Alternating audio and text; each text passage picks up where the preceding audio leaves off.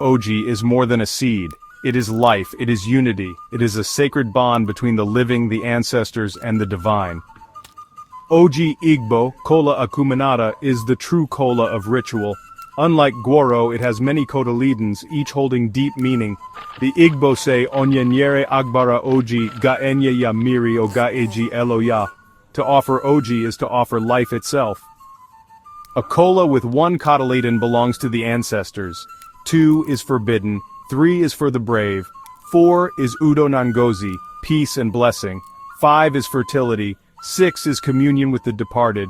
This is our covenant with the unseen. Oji is always presented first, on a wooden platter with prayers. The eldest blesses it, tracing kinship from left to right. To break Oji with a knife is to honor its sanctity, to share it is to forge peace. This is not inequality, it is sacred order. Women reign in their own councils, umwara, umwokpu, where Oji obeys their hands. Division of duty is balance, not bondage. Oji is Igbo, it is hospitality, it is truth, it is the bread of our sacraments. Cherish it, share it, protect it. For as long as Oji lives, Ndigbo will thrive.